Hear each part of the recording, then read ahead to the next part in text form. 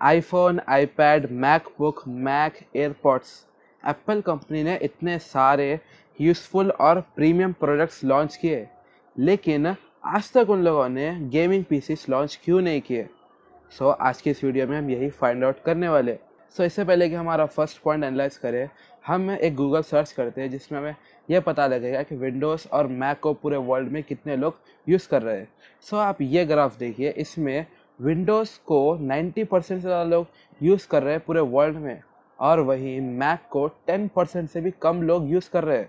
आप इस ग्राफ को अच्छे से याद रखिए, क्योंकि हम इसी ग्राफ को एज ए रेफरेंस लेने वाले हैं हमारी पूरी वीडियो में इन पॉइंट्स को एनालाइज करने के लिए। हमारा फर्स्ट पॉइंट है ऑपरेटिंग सिस्टम। जैसे कि हमें इस ग्राफ से पता लग रहा है कि विंडोज़ को 90% से ज़्यादा लोग यूज़ करते हैं और मैक को सिर्फ 10% से कम लोग ही यूज़ करते हैं। तो बहुत सारे गेम डेवलपर्स अपने गेम्स को विंडोज़ के लिए ही कोड करते हैं, और अगर उन्होंने मैक के लिए कोड करना शुरू कर दिया तो ये उनके लिए बहुत ही ज़्यादा मुश्किल होगा, क्योंकि वे गेम को कोड करना बहुत ही ज़्यादा मुश्किल काम होता है। और अगर आप सोच रहे हो कि आप मैक कंप्यूटर में विंडोज़ को इंस्टॉल करके गेमिंग करोगे, तो आपका विंडोज़ मैक कंप्यूटर लेने का फ़ायदा ही क्या है। आप एक पॉइंट को अच्छे से याद रखिए, मैक कंप्यूटर मैक ओएस के बिना कुछ नहीं है, क्योंकि एप्पल अपने एप्पल अपने हार्डवेयर और सॉफ्टवेयर दोनों दोनों के तालमेल को बहुत ही अच्छे से हैंडल करता है, और इन दोनों के कॉम्बिनेशन से आपको इतना अच्छा एक्सपीरियंस मिलता है एप्पल के प्रोडक्ट्स में। और अगर आप मैक में विंडोज़ यूज़ करोगे तो आप अपने मैक कंप्यूटर का 10% भी यूज़ नहीं कर पाओगे अच्छे से, 10% भी परफॉर्मेंस नहीं ले पाओगे। हमारा सेकंड पॉइंट है कस्टमाइजेशन।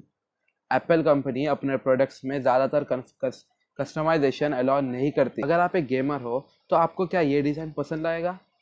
ऑब्वियसली नहीं, आपको ये डिज़ाइन सबसे बेस्ट लगेगा। एक गेमर को सबसे ज़्यादा जिससे ऑब्सेशन होता है वो होता है RGB से, जिसके लिए वो बहुत ही ज़्यादा पे करता है और RGB फैंस को, RGB लाइट्स को अपने पीसी में इंस्टॉल करता है, और ये फैसिलिटी आपको एप्पल कंप्यूटर्स में नहीं मिलेगी। और ख़ासकर मैक कंप्यूटर्स में अगर वो कस्टमाइजेशन का फीचर दे देंगे तो यूज़र्स अपने मैक यूज़ करने का एक्सपीरियंस बहुत ही ज़्यादा ख़राब कर लेंगे, क्योंकि एप्पल अपने प्रोडक्ट्स में best of the best hardware को इंस्टॉल करता है। और अगर यूज़र अपने चॉइस से इसमें हार्डवेयर इंस्टॉल करेगा तो वो एप्पल कंपनी का तो वो अपने मैक एक्सपीरियंस को बहुत ही ज़्यादा ख़राब कर लेगा। हमारा थर्ड पॉइंट है एप्पल्स यूनिकनेस।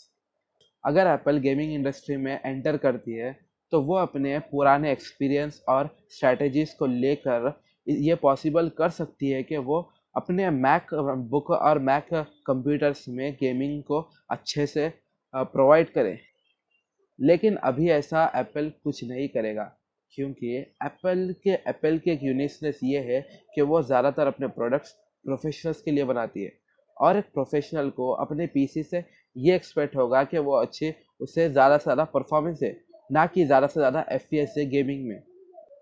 और एप्पल के प्रोडक्ट्स बहुत सारे लोग इसीलिए ख़रीदते हैं क्योंकि वो एस्थेटिकली बहुत ही ज़्यादा अच्छे से डिज़ाइंड होते हैं। आप जिस भी एप्पल प्रोडक्ट को देखोगे, आपको उसमें एस्थेटिक लुक मिलेगा, जो कि प्रोफेशनल्स को बहुत ही ज़्यादा अच्छा लगता है। वहीं गेमर्स अपने पीसी में एस्थेटिक्स तो लगाते ही है, लेकिन उन्हें चाहिए होती है फैंसीनेस, जो कि एप्पल उन्हें प्रोवाइड नहीं कर पाता है वो लेवल तक। इसीलिए अगर एप्पल अपने गेमिंग पीसीस मार्केट में लाएगा भी तो वो ज़्यादा नहीं चलेंगे, क्योंकि गेमर्स के रिक्वायरमेंट्स बहुत ही ज़्यादा अलग है। एट लास्ट कंक्लूजन, अगर आपको एप्पल के प्रोडक्ट्स में गेमिंग करनी है तो आप आईफोन में गेमिंग कर सकते हैं, बहुत ही अच्छी गेमिंग होती है आईफोन में।